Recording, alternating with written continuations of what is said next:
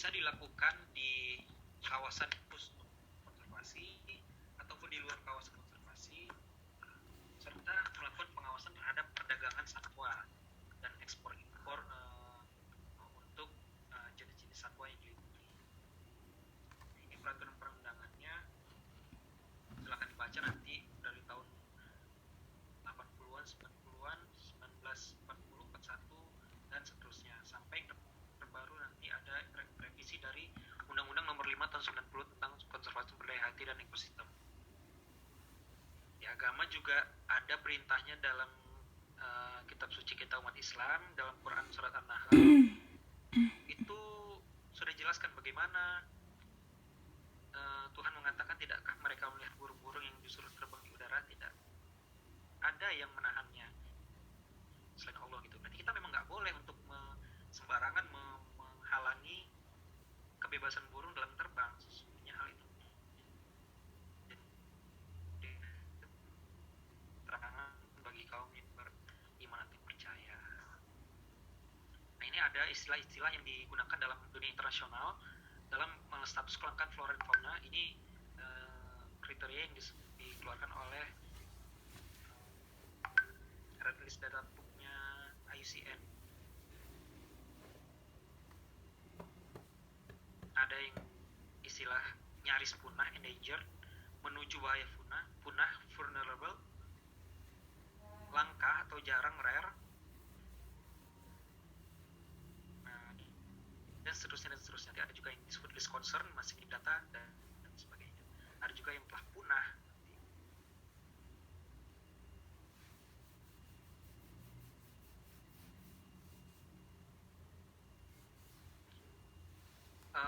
Selanjutnya ada kriteria untuk kawasan konservasi cagar alam. Yang pertama, cagar alam status kawasan konservasinya ya. Ini sebenarnya sudah dibahas di biologi konservasi harusnya. Jadi burung-burung itu bisa dilindungi atau dilakukan upaya konservasi di tempat yang namanya cagar alam. Cagar alam itu seperti apa? Itu berupa daratan, semua unsur yang ada di dalamnya dilindungi, baik biotik maupun abiotik. Seluruh jenis flora, fauna, lingkungan itu dilindungi atau dilestarikan. Nah, tapi untuk bagaimana apa yang terjadi di dalamnya itu diserahkan kepada alam. Jadi nggak diganggu-gugat, nggak ada misalnya satu populasi akan banyak dimakan biawak, misalnya burung gitu kan dimakan biawak banyak, itu dibiarkan aja gitu mengikuti kehidupannya di alam. Nah, untuk peruntukannya kawasan ini untuk ilmu pengetahuan, pendidikan dan kebudayaan saja, tidak ada unsur pemanenan maupun pengelolaan wisata tidak bisa dilakukan di cagar alam ini, kayak gitu. Dan bila satu jenis flora dan fauna di daerah cagar alam ini mengalami penurunan yang drastis atau mengalami menuju kepunahan secara lokal di daerah tersebut, apa yang dilakukan? Bagaimana cara untuk mencegah? Maka status cagar alam ini akan dirubah menjadi bentuk kawasan perlindungan yang lain, sehingga manusia bisa ikut campur atau turun tangan untuk melakukan perlindungan terhadap jenis flora dan fauna yang akan dilindungi, termasuk jenis burung seperti itu. Suaka marga satwa ini seperti Ragunan ya, ini kebun binatang, Bonbin. Seperti apa kriterianya kalian bisa baca sendiri. Nah, ini contoh-contoh dari foto cagar alam Irlam Baharau di Sumatera Barat. Taman wisata alam Telaga Warna, ini beda-beda ya statusnya, ada cagar alam, taman wisata, Suaka Marga Satwa. Oh beda, sorry. Suaka Marga Satwa SM itu berbeda dengan Taman Marga Satwa.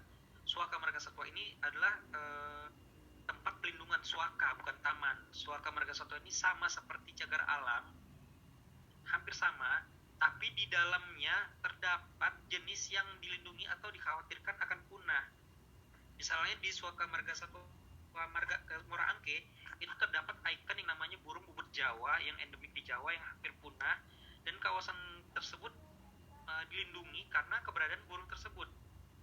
Jadi bisa dibilang burung bubut Jawa ini sebagai umbrella spesies. Dia dilindungi karena melindungi burung Jawa di Suaka Marga Satwa Muara Angke tersebut, maka jenis-jenis flora dan fauna yang ada di Suaka Marga Satwa tersebut juga akan ikut terlindungi kayak gitu. Makanya sebagai satwa endemik dilindungi, dia statusnya dalam ekologi juga sebagai umbrella spesies atau spesies yang memayungi, atau ketika dilindungi dia akan melindungi jenis-jenis lainnya. Nah, ditujukan untuk kesejahteraan dan perkembangan satwa tersebut dan peruntukan ilmu pengetahuan, pendidikan, dan kebudayaan. Dan dalam Suaka Marga Satwa ini yang membedakan terhadap cagar alam, sini boleh ada aktivitas manusia, campur tangan manusia, seperti membangun jembatan, membangun sarang, atau memberikan makan, atau segalanya yang dibutuhkan untuk melindungi satwa tersebut. Ini boleh dilakukan di Suaka Marga Satwa. Itu bedanya dengan cagar alam. Kalau cagar alam tadi diserahkan ke alam, mau habis, hilang, rusak seperti apa di situ, itu tidak ada campur tangan manusianya. Nah, ini ada beberapa jenis tadi yang seperti saya contohkan. Ada cagar alam, taman wisata alam, Suaka Marga Satwa, dan taman wisata. Itu semuanya berbeda tujuan dan fungsinya. Namun satu tujuan besarnya, tujuan utamanya sama-sama sebagai wadah untuk melindungi flora dan fauna yang ada di area tersebut.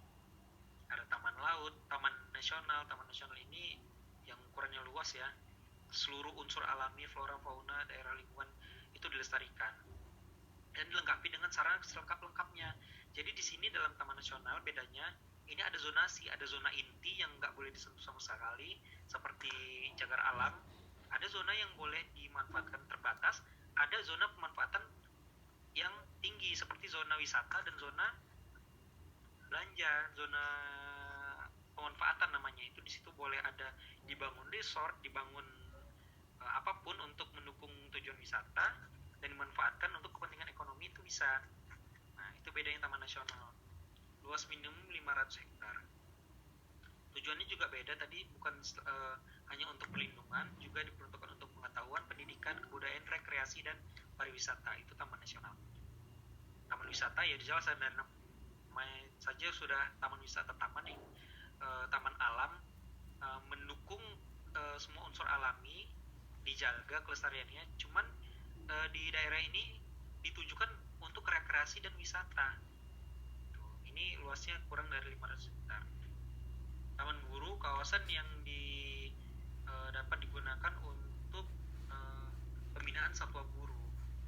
Nah, ini sebenarnya nggak perlu kita bahas terlalu dalam ya dalam ornitologi. Ini ada beberapa tempat di Indonesia, ada di Cikidang, daerah Jawa Barat, Cikidang, taman wisata, taman buru, saya pernah ke sana.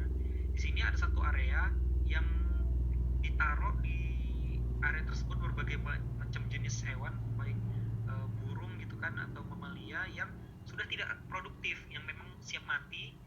Nah, ditaruh di satu daerah tersebut dan diperuntukkan untuk diburu, untuk ditembak gitu. Terserah, di situ ada banyak macam-macam dan dibayar gitu untuk mengelola kawasan taman buru. Nah, tujuannya tadi untuk kepentingan perburuan terpimpin. Artinya boleh diburu untuk siapa saja dengan persyaratan tertentu. Oke. Ini sampai di sini dulu. Kita masih ada sekitar 20 menit lagi. Oke, coba buka slide selanjutnya.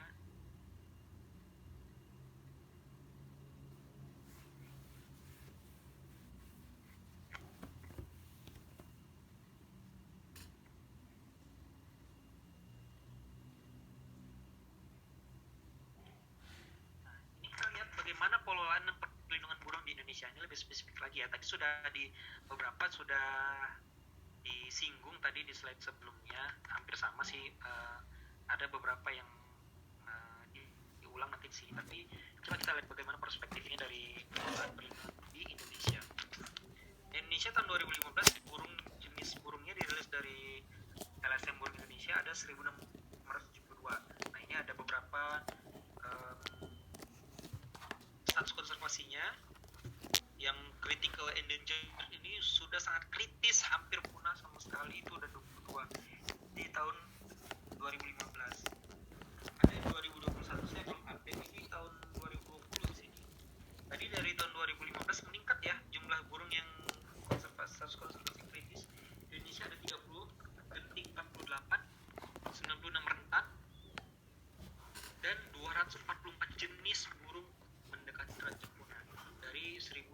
1.900 atau 1.800 jenis burung yang ada di Indonesia. Jenis endemis ada 500-an, jenis yang dilindungi ada 500-an juga, 550. Jumlah jenis sebaran terbatas ada 459, ini di tahun 2020. Nah, ini nanti kita bahas juga, ada IBA itu adalah important bird area, daerah penting bagi burung dan karyawan hayati. Itu di Indonesia ada 228 jumlah. Kita bahas. Dan ada lokasi di Indonesia.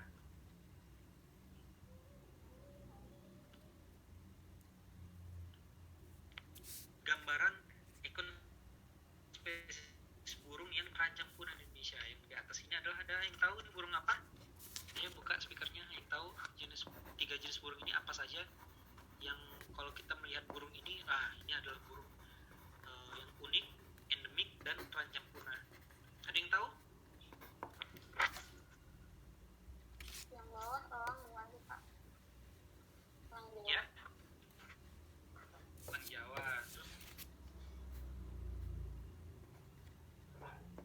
apa lagi? Megapoda ya, burung maleo. Dan yang kiri bawah ini adalah jalak Bali, Leucopsa rothschildi. Itu bagus bentuknya, makanya dulu banyak yang memburu untuk dipelihara, sehingga populasinya waktu itu kurang dari 1.000. Saat ini sudah ada juga yang dilepas di alam, dan ini boleh dipelihara ya. Jadi nggak ada di konservasi itu bukan hanya perlindungan. Saya lupa dari tadi berbicara tentang konservasi, perlu diketahui bahwa konservasi itu ada 3 pilarnya, bukan hanya perlindungan, selanjutnya ada pengawetan,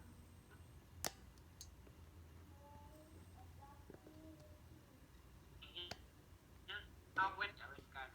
Di awet kita sekarang bisa melihat jenis ini, nanti di generasi akan. Dan satu pilar lagi yaitu pemanfaatan secara lestari. Jadi dalam konservasi itu ada 3 pilar utama, bukan hanya tentang perlindungan, bukan hanya tentang pengawetan, juga ada pemanfaatan. Namun pemanfaatannya secara lestari. Contoh yang saya mau angkat di sini adalah burung jalak Bali, karena bentuknya begitu bagus, hasil penangkarannya boleh dipelihara, tapi secara terbatas dan memiliki lisensi. Jadi dia terdaftar secara terregis gitu, terdaftar di pemerintah Indonesia, khususnya bagi pengelolaan satwa. Itu boleh dipelihara, dibeli, dibayar, tapi jumlahnya terbatas dan hasil persilangan setelah burung ini benar-benar bisa dipastikan bertahan di alam. Menurut ahli koordinat tahun 89, burung yang dalam bahaya terancam punah adalah spesies yang diprediksi telah atau terus menurun sehingga dari mereka mengapa kriteria jenis burung seperti apa saja yang perlu dilindungi, yaitu yang paling utama adalah jenis yang secara jumlah individu ketika kita survei dari tahun ke tahun jumlahnya terus menurun. Dan secara teori di penghitungan ekologi ini dipersoalkan, bisa bermasalah nih kalau jumlahnya terus menurun seperti ini. Nah, itulah yang dikatakan spesies burung dalam bahaya atau terancam. Penggunaan secara biologi, teori hilangnya keberadaan spesies dalam kelompok taxon, hilang sama sekali gitu, tidak ada lagi. Jadi misalnya harimau Jawa udah nggak akan kita lihat lagi, jenisnya itu dikatakan punah. Ini ada berita dari Kompas, dari peneliti mengatakan bahwa ada 122 spesies burung Indonesia sekarang ini terancam punah. Nah, tahun 2017 itu, sekarang nggak tahu berapa. Saya yakin jumlahnya terus meningkat ya, karena seiring berjalannya waktu dan aktivitas manusia yang masih belum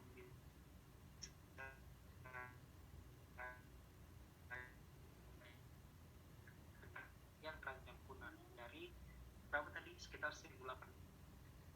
Terus ini salah satunya perubahan keseimbangan ekologis yang mengakibatkan apa? Kehilangan sumber daya pakan, habitat, masuknya spesies baru, racun DDT tadi yang sudah dicontohkan dari manusia. Nah, ini contohnya di kali yang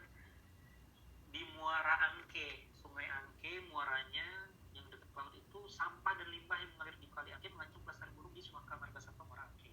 Ini kalian kalau misalnya pernah main ke Morake akan lihat sendiri bagaimana alam gitu kan, daerah pesisir pantai dengan mangrove-nya, dengan sempadan sungai yang begitu hijau, tapi sungainya tercemar sampah dari aktivitas manusia dari Jakarta yang membuang sampah di sungai.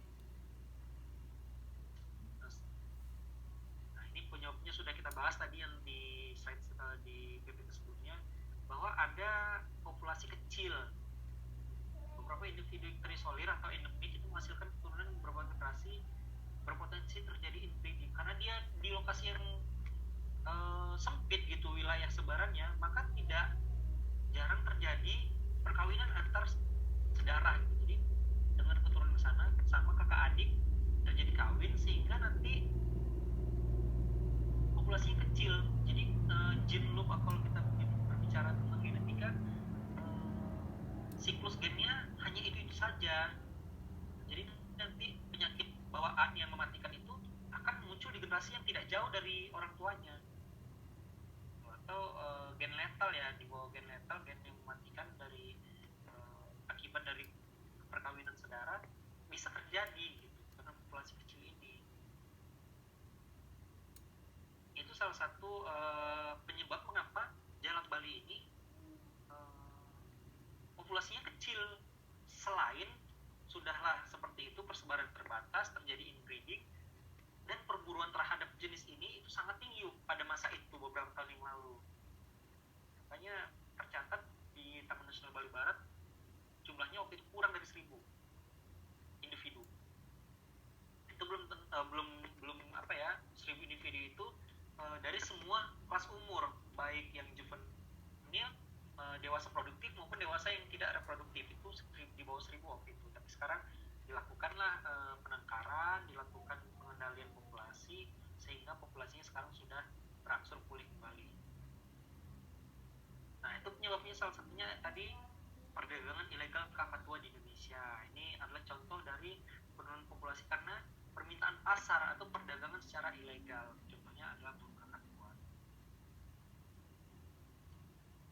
Berdasarkan hasil kajian Indonesia Center for Environmental Law (ICEL) tahun 2011 sampai 2014 saja ada 45 putusan kasus pidana jual beli satwa yang telah berkekuatan hukum tetap.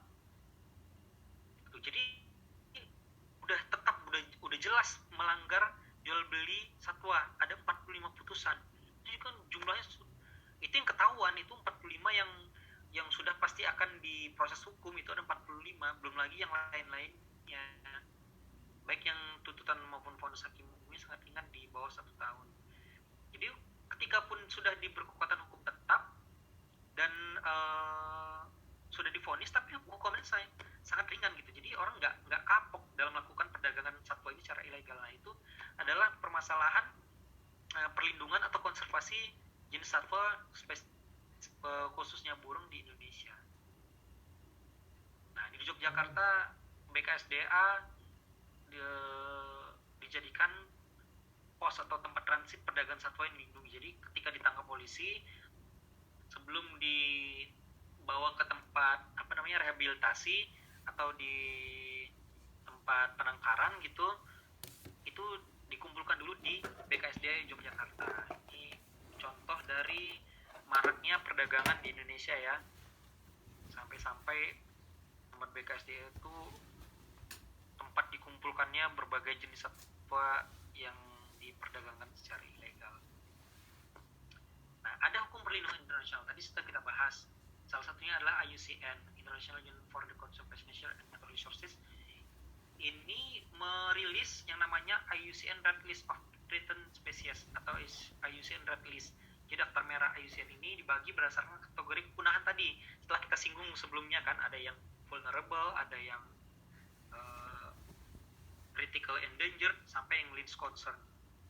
Ada juga yang CITES. CITES ini adalah hukum pelindungan atau konservasi dalam hal perdagangan internasional tumbuhan, satwa, dan tumbuhan yang terancam punah. Jadi satwa-satwa liar ini yang terancam ini ada hukum perdagangan yang disebut dengan CITES. Nah, CITES ini juga mengelompokkan atau mengkategorikan berbagai jenis satwa berdasarkan status perdagangannya. Ini menaungi hukum untuk perdagangan satwa secara internasional yang diperjualbelikan ke luar negeri. Jadi udah ada kesepakatan atau konsorsiumnya, ini berbagai negara yang penghasil atau produsen satwa-satwa endemis. Ini sebagian besar adalah negara-negara tropis, Amerika Latin maupun Asia Tenggara yang diperdagangkan secara internasional. Ini ada kelompok-kelompoknya. Di Indonesia, rincian ancaman kepunahan burung berdasarkan IUCN Red List itu tahun 2020 ini nggak salah. Yang masuk tadi ya, yang masuk kritis itu ada 28 jenis kritis hampir punah sama sekali. 40 jenis genting itu juga mendekati kritis gitu. Dan 92 jenis yang rentan. Nah ini kita lihat tuh, kalian bisa miris sekali ya, dan mengerikan gambar yang ada di sebelah kanan ini. Bagaimana paruh hornbill atau paruh rangkong ini, rangkong gading atau unggang gading Rhinoplax vigil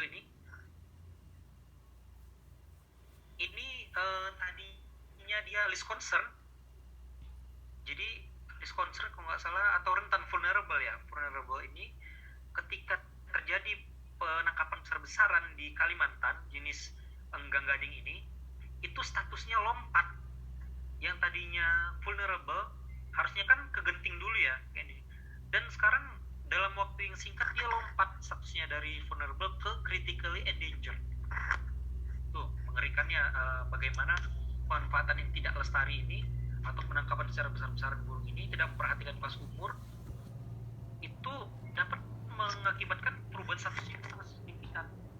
Bahkan ini memang sangat terancam sekali. Makanya waktu di konferensi burung di Bali tahun 2000 berapa itu di Bali, ini fokus ke perdagangan ini sangat banyak dan sangat jadi perhatian peserta pada saat itu. Seluruh insan ornitolog se-Indonesia dan luar negeri tercengang gitu melihat data ini ketika dikeluarkan oleh, saya lupa dari LSM mana yang merilis data bagaimana enggang gading ini menjadi buruan para pemburu ilegal untuk diperdagangkan ke luar negeri. Karena memang kualitas paruhnya ini sangat bagus ya, jadi tingkat kerasnya ini sama dengan gading gajah, bahkan lebih keras paruhnya ini dibandingkan gading gajah katanya. Makanya nilai jualnya sangat tinggi waktu itu. Dan bagaimana kita lihat ironisnya peraturan perundangan di Indonesia, hukum di Indonesia itu yang paling populer itu adalah Undang-Undang RI nomor 5 tahun 90. Dan burung ini, bubut Jawa ini, di peraturan internasional ini sudah masuk ke tahap yang cukup berbahaya. Ini bubut Jawa, jumlahnya sangat terbatas. Namun di hukum Indonesia burung ini tidak dilindungi, gitu. Tidak masuk sebagai jenis yang dilindungi dalam Undang-Undang tahun nomor 5 tahun 90. Sementara di IUCN tadi sudah masuk kategori vulnerable atau mendekati terancam punah. Sudah bahaya ini kalau nggak dilindungi. Tapi di Indonesia tidak. Tidak yang terjadi sekarang. Bagaimana potret peraturan undangan atau perlindungan atau konservasi terhadap burung di Indonesia.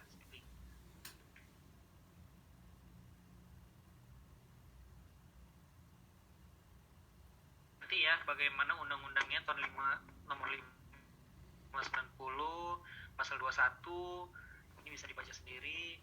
SK Menteri Pertanian dari tahun 70 sampai 79 itu ada rinciannya. Daftar perlindungan spesies burung di Indonesia, ini khusus burung. Ada peraturan-peraturan yang lainnya,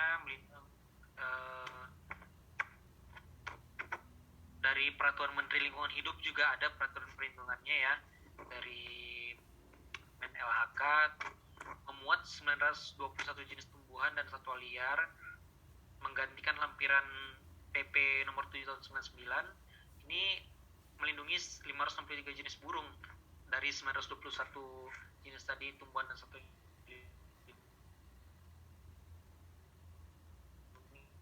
ya.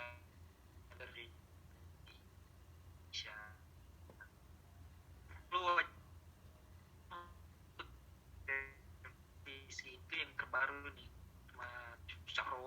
masuk ke perlindungan jenis habitat. Ada rencana untuk direvisi. Nah ini yang mengakibatkan orang protes kenapa daftar jenis tadi harus direvisi, karena cucak rawa dan 4 jenis burung lainnya yang menurut para peneliti maupun para pemerhati lingkungan itu jumlahnya atau jenis burung tersebut sangat layak untuk dimasukkan sebagai burung yang dilindungi. Tapi di daftar tadi tidak lagi masuk data sebagai jenis hewan yang dilindungi di Indonesia. Ini katanya Men-LHK merilis jenis satwa yang dilindungi dari Permen LHK nomor 92 tahun 2018.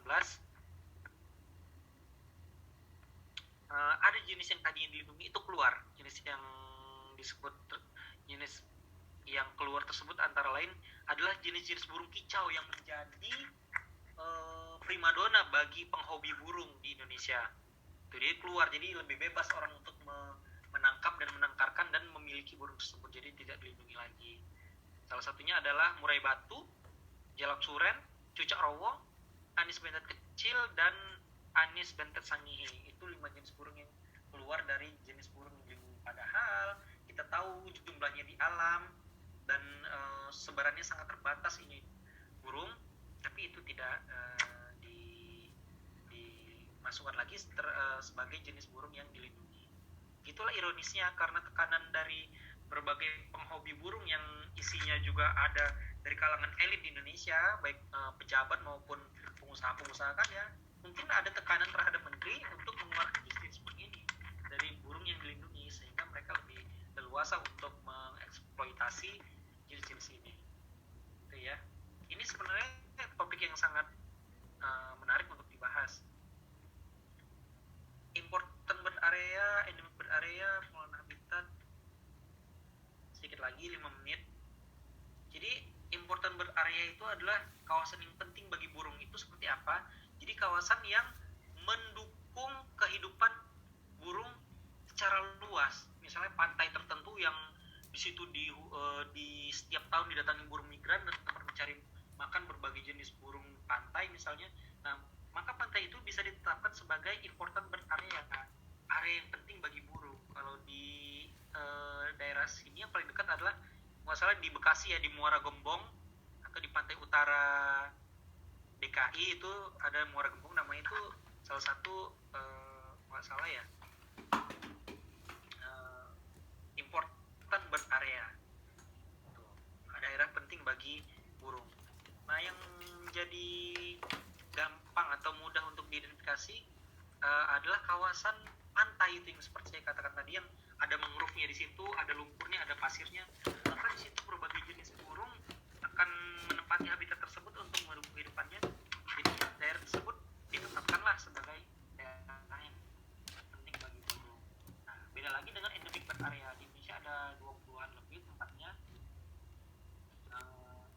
Apa-apa saja itu ada di situ listnya, dari Sumatera, Enggano, Borneo Mountain, itu ada angka-angka ini. Nah, Sumatera di daerah Bukit Barisan, Enggano itu pulau kecil yang memiliki banyak burung endemik. Jadi ada 24 titik di Indonesia yang ditetapkan sebagai endemic bird area. Apa kriterianya? Karena di tempat tersebut memiliki keberadaan burung yang endemik.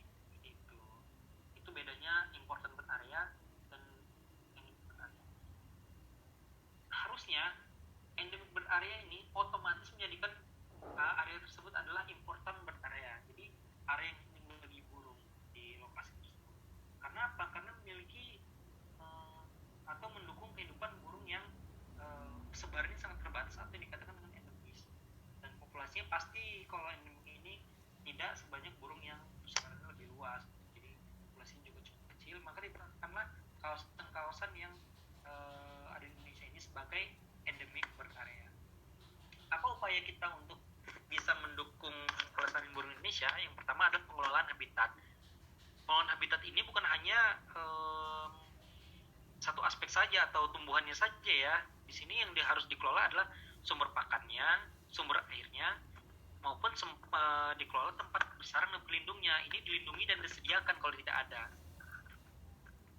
Nah, ada juga upayanya adalah program pemulihan spesies burung ranjang punah seperti jalak Bali di Bali itu telah ditakarkan tahun 78, bahkan hanya ditemukan di alam kurang dari 40 individu di alam, dan di seluruhnya yang pelihara